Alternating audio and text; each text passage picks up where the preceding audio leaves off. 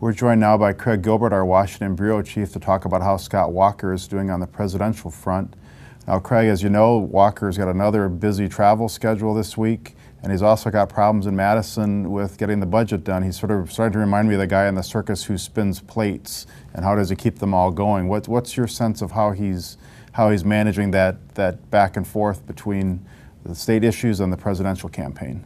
Well, it is a juggling act, and I think he's managing, not without some problems and not without some potential bumps down the road. He's got a really aggressive travel schedule. He's spending the end of this week at a Mitt Romney-sponsored retreat for Republican candidates in Utah, and then he's off to Canada for several days on official business as governor.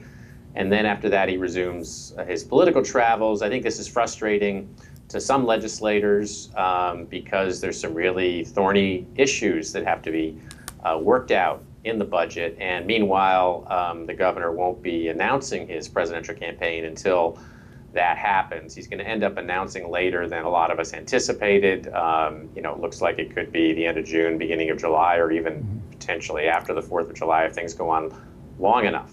Yeah, well, as we saw with the arena deal, things sometimes don't happen until the governor's in the room. I mean, is there any real substitute for that? They talk about cell phones and email, right, but you need the person there to sort of cut the final deal, don't you?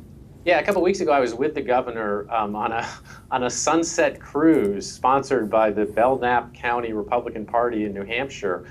The very same moment when the Joint Finance Committee was hashing out all these really difficult budget issues, and it didn't necessarily look good. I asked the governor about that, and he said, he's in touch as much as he would be if he were there. But it's hard to believe you can have the same effect from a distance as you would if you were in the room. And also, there's just sort of the perception that you can't be as engaged when you're trying to do this very big other thing, which is run for president. Right. Now, we've talked, and you mentioned just before about the governor's timeline for announcing it was going to be after the budget, so it's probably later right now than he would have anticipated. Is there a practical ramification to that because of the way he's set up his campaign funds, or is this just as well for him?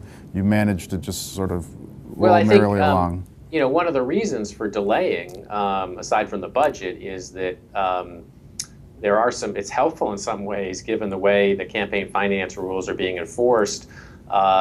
The two candidates that have really been delaying their announcements are Jeb Bush and Scott Walker, and they've both been criticized for that by some campaign finance experts, and because you're allowed essentially to do more coordinating with these so-called independent groups that are raising tons of unlimited money for you on your behalf.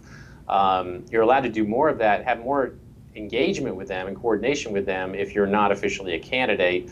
A lot of people see this as a kind of a fiction that these two are actually not running for president yet, when in fact, they have all the trappings of a presidential campaign. So that is a little bit of an issue. Jeb Bush has gotten a lot more criticism for this than Scott Walker, because Jeb Bush is raising a lot more money ostensibly than Scott Walker, but they're both, I think, open to the same questions about this notion that they're not really running for president yet. So, Craig, let me ask you about the governor's appearance on this past Sunday on ABC News. One of the trappings of the presidential campaign is the candidates and would-be candidates go on the talk shows, and the reporters try to trap the candidates into an issue and a statement of real clarity. Talk a little bit about what the governor said about ISIS and boots on the ground in Iraq. Well, the governor's been very hawkish about foreign policy, about taking on America's enemies. He's been very critical of the Obama administration, accusing them of being soft and not doing enough and not being aggressive enough. But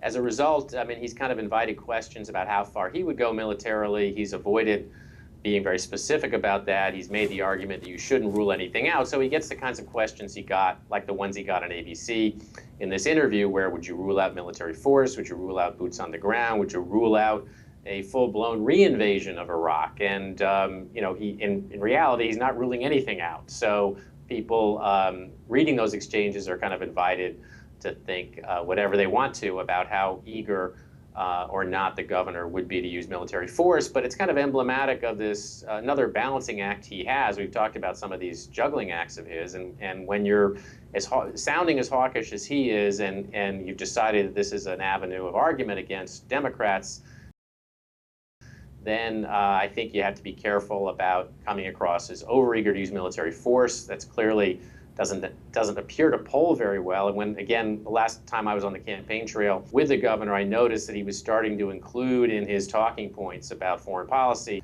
and the military that he, phrases like, I don't want to be the world's policeman, I don't want to go in everywhere, I don't want any open-ended engagements, mixing that kind of rhetoric in with the tough talk. All right. Well, we appreciate your time. Thanks for joining us today. It's a pleasure.